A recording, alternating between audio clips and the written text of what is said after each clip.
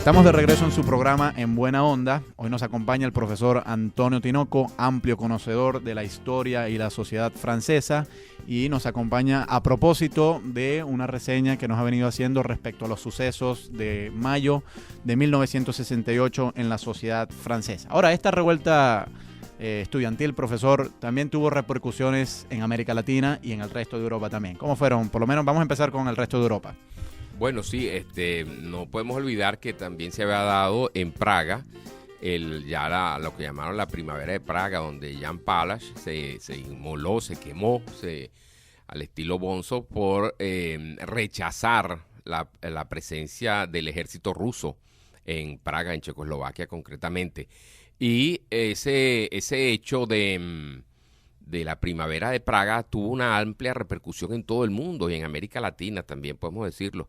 Recordemos que aquí estaba el Partido Comunista en ese momento unido, y a partir de la situación de Praga se va a crear un conflicto dentro del Partido Comunista venezolano y en otros partidos comunistas del mundo también, y aparece en Venezuela un movimiento nuevo, una ruptura del Partido Comunista, y aparece el MAS, Movimiento al Socialismo.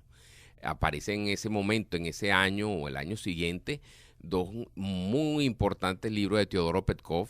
Uno se llama Socialismo para Venezuela, que fue uno de los libros más importantes que se escribieron en Venezuela en ese tiempo.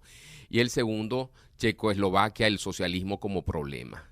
Fue un libro que... Ese ha sido recientemente reeditado. Ese ha sido reeditado, un libro que se leyó muchísimo, los dos libros, pero en aquel momento los dos fueron libros impactantes y dieron origen en ese momento a esa separación, esa fragmentación del Partido Comunista y a la aparición del movimiento al socialismo, que en ese momento y de ahí también creo que viene un libro posterior de Petkov que se llama Las dos izquierdas. Las dos izquierdas, pero ese es mucho más reciente. Pero claro, la idea recoge que hay una izquierda, digamos, estalinista, y hay una izquierda pues un poco más... Claro, esa era la idea. Pero en el momento de que aparece los dos libros de Teodoro, se va a dar también, aparece el MAS como un movimiento renovador, un movimiento que va a aglutinar a los jóvenes que tienen otras pretensiones. Hay un rechazo mundial a la situación, a la invasión a Checoslovaquia, y el mundo entero pues se convulsionó, como dice el autor, en 1968. Yo creo que toda América Latina pues se tomó parte en ese conflicto de Checoslovaquia, en el Mayo francés, mismo en las manifestaciones norteamericanas, que las vemos como muy distantes, pues las manifestaciones que surgieron en torno a la guerra de Vietnam, que fueron importantísimas, pues aparecieron muchas películas, muchos documentales, y había un espíritu pues revolucionario que impactó e impregnó a toda América Latina. Los movimientos estudiantiles latinoamericanos se fortalecen en ese momento, y un sociólogo venezolano de nombre Orlando Albornoz, muy conocido, escribe muchísimo, 2 o 3 libros sobre los movimientos estudiantiles en Venezuela y en América Latina.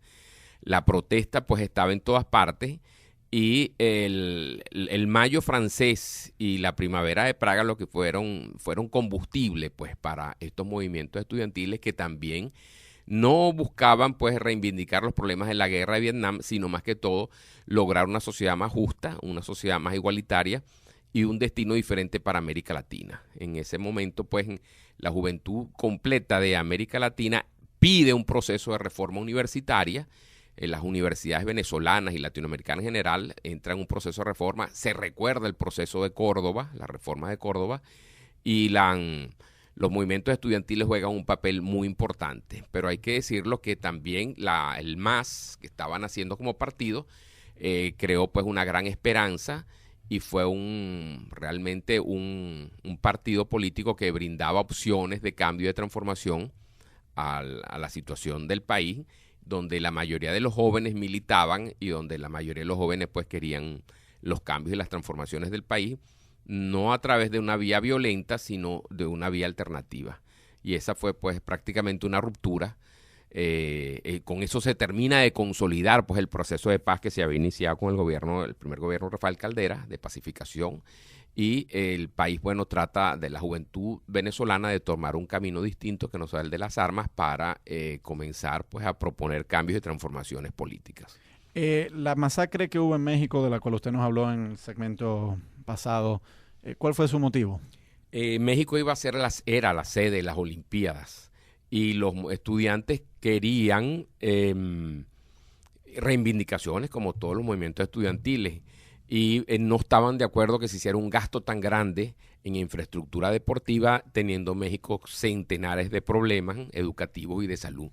Y en ese momento los estudiantes se comienza la protesta, el gobierno dice que no va a permitir por ningún lugar, de ningún modo, en ninguna parte, protestas que vayan a empañar los Juegos Olímpicos.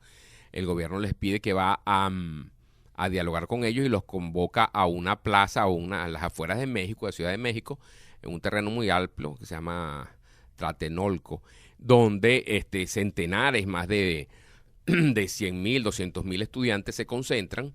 Y cuando ellos esperan que va a llegar una delegación para comprender y entrar en negociaciones con los estudiantes, con los líderes estudiantiles, aparecen unos helicópteros artillados que empiezan a disparar.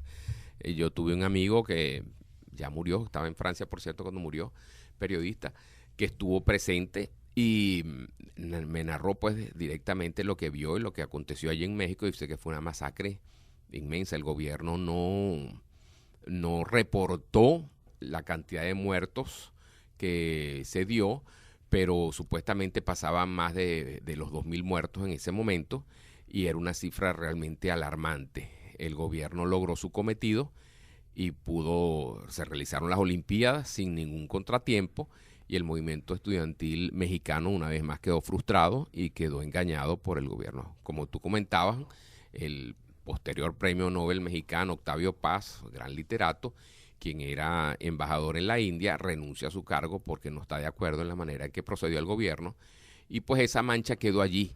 Recientemente, hace unos 2 años, se trató de abrir un juicio para ver y tratar de saber qué pasó exactamente, cuántos fueron los muertos, porque eso nunca se llegó el gobierno nunca dio una cifra real de lo que aconteció allí, de cuántos muertos y heridos. Y bueno, con el tiempo, con los juegos y el devenir, se fue pasando el tiempo y la gente fue olvidando ese incidente que fue realmente grave. Una última pregunta y esperamos una breve respuesta porque ya estamos terminando el tiempo, profesor. ¿Hay cierta tendencia a que los movimientos estudiantiles se corrompan? Porque muchas veces vemos, por ejemplo, en Latinoamérica que muchos delincuentes hacen pasarse por estudiantes y en Venezuela tuvimos, por ejemplo, el fenómeno de los encapuchados. ¿Cómo un gobierno puede distinguir entre un genuino movimiento estudiantil y delincuencia disfrazada de estudiantes? Bueno, es un problema muy complejo y muy difícil, yo pienso, para cualquier gobierno. Pero fíjate que en el caso de si algo nos queda como lección del Mayo francés es que todos los dirigentes estudiantiles que terminaron el Mayo francés y que se incorporaron posteriormente a la vida capitalista, yo no sé si podemos llamar traicionaron o no los movimientos. El mismo Daniel el Rojo pues se hizo un escritor famoso y ganó mucho dinero con su libro, que las editoriales se peleaban pues la primera edición de su obra, donde ellos mismos pues le pedían que contara qué había sucedido y él narró con todo detalle pues lo que ocurrió en el Mayo francés y se hizo realmente muy popular y un gran ganador de dinero. Estamos muy agradecidos al profesor Antonio Tinoco, quien hoy nos ha acompañado para darnos una interesantísima exposición sobre el Mayo francés de 1968. En la edición y montaje estuvo Hasbi Díaz, en el control técnico Antonio Palmar, quien les habla Gabriel Andrade y todos bajo la dirección del profesor Alexander Hernández. Que esté muy bien.